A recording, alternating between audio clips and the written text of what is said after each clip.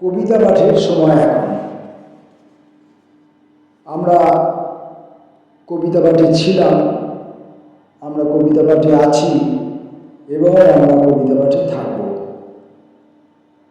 বর্তমান যে পরিস্থিতির মধ্য দিয়ে যে সময়কে আমরা অতিবাহিত করছি বা যে সময়ের স্রোত আমাদের উপর দিয়ে বয়ে চলেছে খরতার সঙ্গে, রূঢ়তার সঙ্গে, সেই সময়ে কবিতার সৃষ্টি করা, কবিতা রচনা করা আমার পক্ষে প্রায় অসম্ভব হয়ে উঠেছে।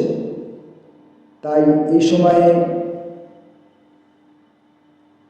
এতকালের লিখিত যে কবিতা, যা আমার হাতের কাছে সহজপ্রাপ্য, তার ভেতরে অবগাহন করে, তার ভেতরে ডুবে থেকে আমি এই খরময় যে জগৎ, এই জগৎ থেকে নিজেকে সরিয়ে রাখতে চাইছি, আত্মগোপন করতে চাইছি, অজ্ঞাতবাসে থাকতে চাইছি। আজকে প্রথম কবির নাম অশোক তরুর।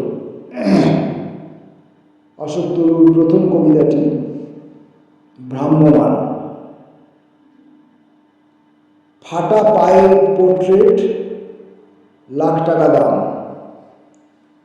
প্রকৃতি দেখার মতো নয়, পাহাড়, জঙ্গল, শশাগোলা, এমন সৌন্দর্য আগে কেন দেখিনি কষ্ট হয়। ফুল ফুল পাগুলি কেন ফেটে গেল? মাটির জন্য ঘর ছেড়ে ঘর কে করেছে মাটি। পরের কবিতা কদম কদম। এক দুই পদক্ষেপ গোনা কাজ, আর কত দূর লং মার্চ।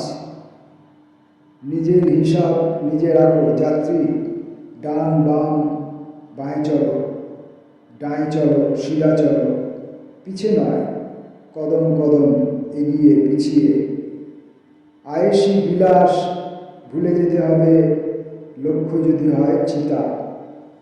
যে মাটির টানে তুমি এগিয়ে চলেছ, সেখানে আছে শ্মশান পাতা, স্নেহ পুড়ে ছাই, ভালোবাসা চোখ, মরা নদী।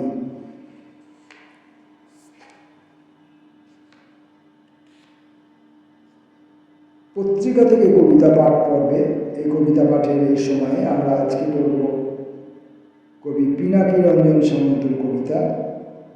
কবিতার নাম সভ্যতা। চলমান হে সভ্যতার ক্রমবিকাশের পথে আমি একটি ব্যতিক্রম ধর্মী ভিন্নতা। আমাদের চারপাশের এই সবুজ বনানী থেকে দূরে, আরও বহু দূরে, যে নক্ষত্র মিটিমিটি চায় এবং হাসে তাহারে চিনি। তবে তুমি কি সেই চলমান সভ্যতার ক্রমবিকাশ?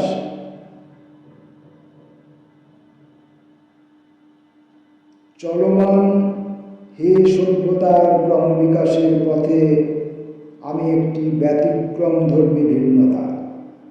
আমাদের চারপাশের এই সবুজ বনানী থেকে দূরে, আরও বহু দূরে, যে নক্ষত্র মিটিমিটি চায় এবং হাসে তাহার আমি চিনি। তবে তুমি কি সেই চলমান সভ্যতার ক্রমবিকাশ? পিনাকি রঞ্জন সামন্তর পরের কবিতাটির নাম এ সময়ের একটি কবিতা।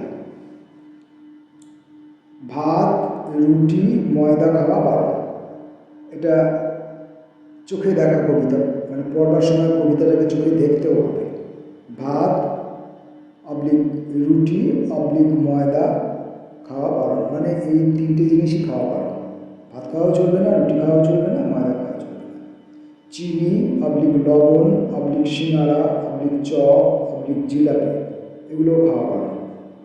মিষ্টি তদুপরি, তেল খাওয়া নিষেধ, আম খাওয়া নিষেধ। স্বাভাবিক প্রশ্ন আসে, তাহলে খাবোটা কি? বাতাস খাবো? সেও তো দূষিত, ঔষধে ভেজাল দিকে দিকে। আমি একজন ডায়াবেটিস মার্কা মানুষ, তাই এখন ভাবছি দিনরাত কোনো কিছু না খাওয়ার থেকে সব কিছু খাওয়া ভালো। আমি চাই মৃত্যু আসুক জোরে জোরে, দগ্ধ আর ঝড় উঠুক।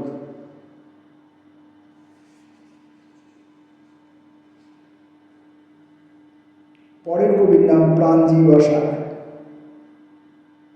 সতত লেনদেন। কয়েক টুকরো ভগ্নাংশ চুরি করে দৌড় পাড়ে দলভুক্ত মানুষ। কয়েক টুকরো ভগ্নাংশ চুরি করে দৌড় পাড়ে মানে দৌড়াতে শুরু করে দলভুক্ত মানুষ। ভগ্নাংশের চমকদার পৌরোহিত্যে ঢাকা পড়ে নিয়ত স্বপ্নবন্ধ। অদ্ভুত চলনে মনে হয় সমাজ সময়ের স্রোতে প্রবাহিত। আমাকে আরো বেশি করে অন্ধত্ব দাও হে পুরুষ। তীব্র প্রভাবিত রশ্মি আমার দরকার নেই জীবনে। চোখ বন্ধ রেখে বেশ দেখতে পাই কারসাজি। ধারালো অস্ত্রের ব্যবসায়ী চাকচিক্য বজায় রাখে। দেয়াল থেকে বসে পড়ছে চুনকাম সমৃদ্ধ দাবি দেওয়া।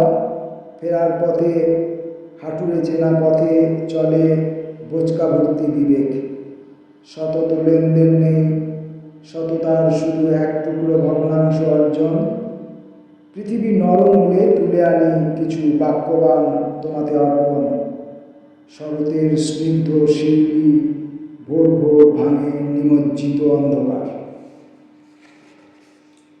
প্রান্তি বসাকের পরের কবিতাটি কিছুই বুঝি না।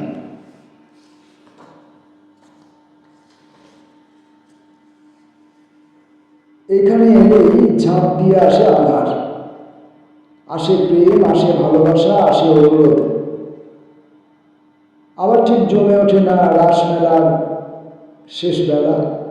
মহারাজারা একদিন হেঁটে হেঁটে ঘুরে গেছেন প্রাঙ্গণ। অজস্র প্রদীপের আলোয় ভাসে মহারানীর উপস্থাপন। আর যত সব প্রজা নাগরিক হাঁ হয়ে দেখে আশ্চর্য বিস্ময়। ঠাকুরবাড়ির দালান থেকে নেমে যায় প্রাগৈতিহাসিক কাল। ঝাঁপ দিয়ে এলো আধার, আর তুমি এলে প্রসাদ হাতে। আমার তো কোনো কিছুতে মন বসে না জানেন ঠাকুর। উত্তর খুঁজে বেড়ায় দিনভর পাখির মতো চঞ্চলতায়। বেবাক প্রশ্নপত্রগুলি গুলিয়ে ফেলি। তোমার চোখ পড়লে দিনের কাজে রাতে, রাতের কাজে কাজ করি দিনে। দৃষ্টির ওপারে তোমার এক দেশ ভাষাহীন। কিছুই বুঝি না, শুধু রাতের চাঁদ দেখি। সেও ডুব দেয় ভোর আবহে নিঃশব্দে।